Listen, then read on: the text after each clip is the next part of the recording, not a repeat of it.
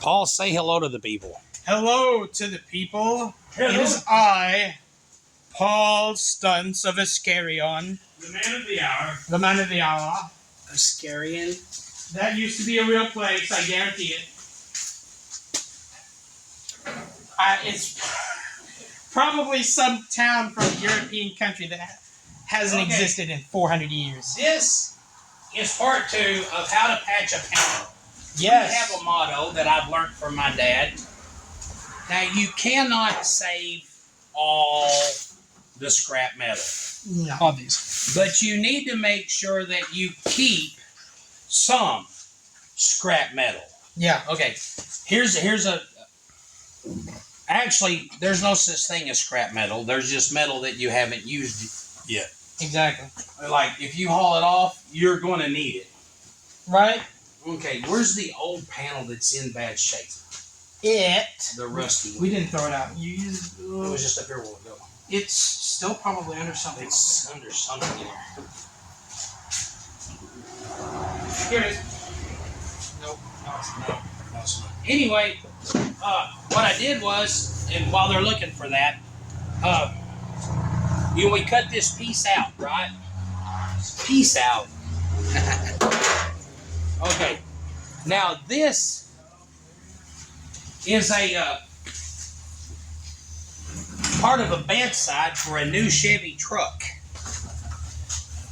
So Oh, you found it. we figured it only makes sense if it's the bedside to an old Chevy car. Yes, exactly. Okay, see, so we took that piece that we cut out, laid it up here, scribed it, and made a new patch. Okay, now one of the things we're going to do on this job, and it's something that you can do, is, can I see that rusty piece? This rusty piece has got the indent for the side marker. One thing is I see a lot of people fiberglass these up, then you can come back later and you can see where it was fiberglassed in. Yeah. We're taking this out. We could if I wanted to, because this isn't rusted too bad. I could cut this out. I could measure the distance, cut it out. I could weld this here into the patch, but I'm not going to. I've talked it over with the customer. The customer's fine with just deleting this side marker. Yeah, we already took it out the other side, so it's too late to... Well, you could have it on one side. But exactly. yeah, but another thing we did, and this got some dust in it over the week. Can you give me that hose in there, Paul? Yeah. But I wanted you to see that what I did when we cleaned this out. Well, one thing we did was I got in here with a red scuff pad and I scuffed it real good. And then we got some, and I think we showed, we showed that on the part 1 where we treated that with a rust converter. Yeah. And we've been really careful. We've been really careful not to,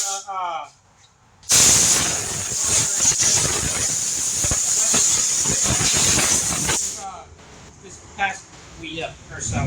But we have not been wet sanding this. Matter of fact, you can see that we started grinding the old. This had a lot of just high build lacquer. Like, there's no such thing as high build lacquer primer. There was a high build of right. lacquer primer. I'll still need to get the rest of it. Yeah, so this is all coming off. But anyway, off. So what I'm fixing to do is, I've got this piece cut where it fits straight in here. Now, I know a lot of people do overlaps. I don't have anything against that. It's just, I want to show you something. I had a guy teach me a lesson one time. A lot of times you'll see people will like tuck this up here, and then they'll spot weld it, grind it, it looks good, and they'll smooth it, and it looks good and everything. But go watch Fast and Furious. Go watch Fast and Furious. In the scene where Dom is showing Paul Walker's character the charger for the first time, and he said there's so much talk that it twists the butt. Anyway, I can't do a Vin Diesel. Yo, Paul, that's a really bad Stallone. Anyway. Hey, not everyone can do that. Right. It's not that big of a deal. But anyway, if you will notice, you look down the side of the car and you can see spot welds all down the side of the car where it's had quarter panels put on it. I had a guy one time, and you know, hey, you learn something new all the time.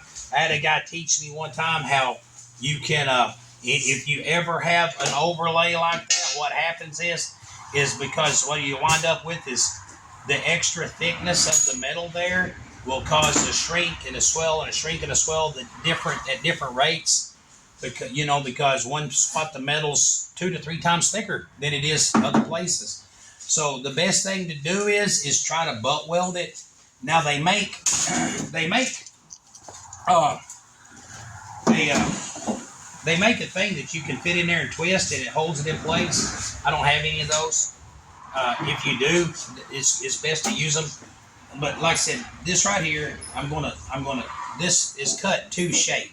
So what we're going to do is I'm going to hold it in place, spot weld it in a place or two. I'm going to get a cold rag, and then we're going to cool it, bend it, pry it into shape, and so by the time we get done, it's going to be butt welded all the way around. And then afterwards, there's going to be a bunch of bumps where the welds are done. You just grind those off. Grind those off with safety glasses And a thick cutoff wheel. and a thick cutoff wheel. Dude, okay, I want to learn you something. When it is really important and is always learning to always use the right cutting wheel for the right job. I cut this out with a thin wheel. When I weld this in, I'm going to put a thick wheel on it to cut those beads off, because one day I thought it won't hurt anything to grind a couple of welds with the thin wheel, and I went sideways, and I couldn't back up from it fast enough to make it not hurt. That thin grinding wheel has no sideways structure to it, like this. It has no sideways structure to it, and that wheel snapped, and a 4-inch cutoff wheel, half of it went through my leg into my calf muscle, and it bled profusely, and it hurt. It hurt a lot. It hurt for a long time. So always use the right wheel for the right job. Like Seth said, and I just want you to know there's a reason. A lot of times there's, just because you don't know the reason doesn't mean there's not a reason. Yeah, this, well, why? Well, sometimes people don't have time to tell you why. If you don't listen, you'll find out. If somebody knows more than you, listen. Right. Listen. Ask them why. Sure. Maybe they don't have time to tell you. Maybe it's because they're the boss. When Dad actually got out of recovery for that, someone came by and was talking to him about what happened. Of course, I think he was a welder or a mechanic. He was a safety manager at a large factory. And when Dad told him what happened, well, I posted a picture of the other wheel, the half wheel, on Facebook, and he come by. He was mad. Yeah.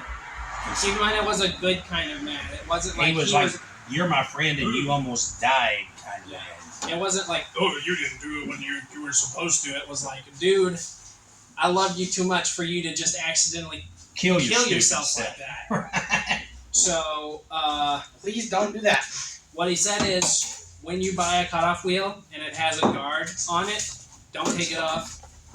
And never take a thin wheel sideways like that. Yep, never take a thin wheel sideways.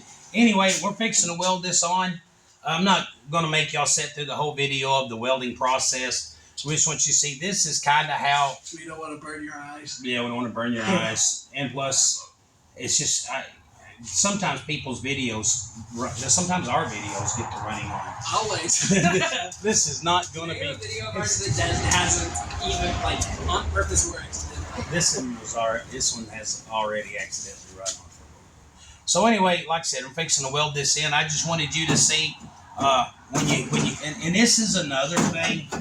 On a lot of your older cars, people cut off perfectly good quarter panels. Now I don't know if Goodmark sells a quarter panel for an El Camino, but if they do, I promise you it's a piece of crap.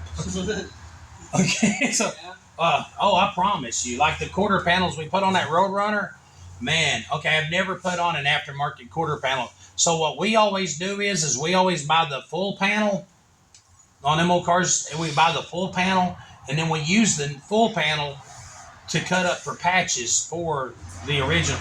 Is the most amount of factory metal you can leave on an old car, the best. Right. The better it is. So anyway, so thank you for joining us. Like I said, we're fixing to hop off here and do some welding. And yep. Anyway, you want to go ahead and get up there and get ready to push stop. Push stop. Push stop. Yes, sir. And, thank you for joining us. Hope you've learned something. And like I said, if there's something that you do need help with, like I said, we ain't saying that we're the best in the world, but we haven't been able to not figure anything out yet. So if you have any questions, just let us know. Nope. Anything else you want to tell the camera before we sign off? Read your Bible. Don't sleep with your television on. Sometimes, like I have tinnitus, and sometimes I sleep with it on so that the noise can help out the ringing in my ear. But I found out that if I just go ahead and turn it off, that of course the tinnitus is obnoxious. But I sleep better with the TV off. All right. That's actually good advice, probably for some of the people watching. So, Right. well, you guys have a nice one. Turn your TV off. Try to get off all your electronics at least 30 minutes before you go to sleep. That'll really help with red eye and sore eyes. And drink plenty of water. That'll definitely help with sore eyes. And, Yeah, drink plenty of water. That's just good life advice. be sure to like and subscribe. Send this video to your friends or your family members. And yeah, y'all have a nice one.